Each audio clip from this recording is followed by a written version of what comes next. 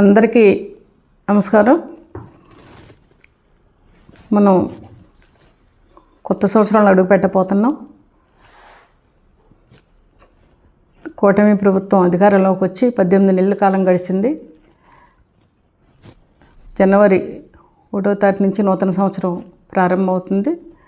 అందరికీ కూడా రాష్ట్ర వ్యాప్తంగా అలాగే మన నియోజకవర్గంలో జిల్లాలో అందరికీ కూడా ధన్యవాదాలు, శుభాకాంక్షలు కూడా తెలియచేసుకుంటూ, ఏదైతే మనం అధికారంలోకి వచ్చి 18 కాలంగా ప్రతి ఒక్కరికి కూడా న్యాయం జరగాలి, ప్రతి పేదవాడికని కూటమి ప్రభుత్వం చాలా పట్టుదలగా ఎన్నో పథకాలు అమలు చేయడం జరిగింది, అభివృద్ధి కార్యక్రమాలు చేయడం జరిగింది. అందులో అలాగే నూతన సంవత్సరం రాబో సంవత్సరంలో కూడా ప్రతి ఒక్కరికి కూడా మంచి జరగాలి, రాష్ట్రం బాగుండాలి, అలాగే అమరావతి రాజధానిగా, అలాగే మరి పోలవరం ఎంతోమంది రైతులని ఆదుకునే విధంగా అన్ని ప్రాజెక్టులు కూడా పూర్తయి మనందరం కూడా కూటమి ప్రభుత్వం అందరికీ న్యాయం జరిగే విధంగా మనం ఉండాలని మనస్ఫూర్తిగా కోరుకుంటూ మరొకసారి ధన్యవాదాలు తెలియజేసుకుంటూ, ముఖ్యంగా ఏదైతే మనం గౌరవ ముఖ్యమంత్రి చంద్రబాబు నాయుడు గారు కానీ అలాగే కూటమి ప్రభుత్వం పవన్ కళ్యాణ్ గారు కానీ కేంద్రంలో నరేంద్ర మోడీ గారు కానీ ఏదైతే రాష్ట్రం అభివృద్ధి కోసం మరి అహర్నిశలు పాటుపడటం మనందరం చూస్తున్నాం. అందులో భాగంగానే ఎలక్షన్ ముందు ఏదైతే ప్రజల కోసం హామీలు ఇచ్చారో సూపర్ 6 అనే భాగంగా ప్రతిదీ కూడా మరి ప్రజలకు అందుబాటులో ఉంటూ, ముఖ్యంగా పెన్షన్ అనేది చాలా అవసరం ప్రతి ఒక్కరికి కూడా. ఒంటరి మహిళ కావచ్చు, అలాగే పెద్దవాళ్ళు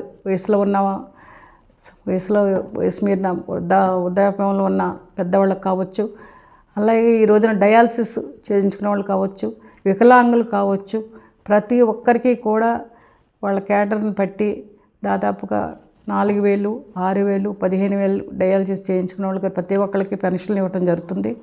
అందులో భాగంగానే దాదాపుగా 67 లక్షల మందికి పెన్షన్లు ఈ 18 నెలల కాలంలో ఇవ్వడం జరిగింది. దాదాపు 50,000 కోట్లు పెన్షన్ ఇవ్వడం జరిగింది. అదేవిధంగా వీడో పెన్షన్ కానీ ఈ మధ్యకాలంలో కూడా ఎంతోమందికి వీడో పెన్షన్ కూడా ఇవ్వడం జరిగింది.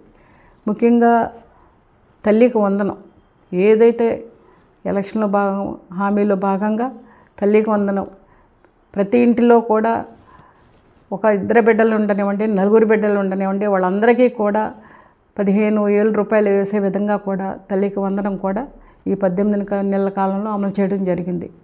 దాదాపుగా 50,000 మంది పిల్లలకి, దాదాపుగా ప్రతి కుటుంబంలో ఉన్న పిల్లలకి చదువు నిమిత్తం వాళ్ళకి 67 లక్షల మంది పిల్లలకి దాదాపుగా 10,000 కోట్లు జమ చేయడం జరిగింది. ప్రతి బిడ్డ చదువుకోవాలి, వాళ్ళ ఫ్యామిలీ అంతా ఆనందంగా ఉండాలి. అదేవిధంగా మరి స్త్రీశక్తి అనే పేరుతో ప్రతి మహిళ ఉచిత బస్సు ప్రయాణం చేయాలని బస్సు ప్రయాణం ఉచితంగా ప్రవేశపెట్టడం, దాదాపు ఇప్పటికి 3 కోట్ల మంది మహిళలు ప్రయాణం చేయటం జరిగింది. వాళ్ళందరం కూడా చాలా సంతోషంగా వాళ్ళ జాబులు చేసుకునే వాళ్ళు అయితే కావచ్చు, వాళ్ళ అవసరాల నిమిత్తం కూడా ఉచిత ప్రయాణం కూడా చేయటం చాలా హ్యాపీగా ఉందని ప్రతి మహిళ చెప్పడం జరుగుతుంది. అదేవిధంగా అన్నదాత సుఖీభవ ఏదైతే రైతుకు భరోసా ఇచ్చేలా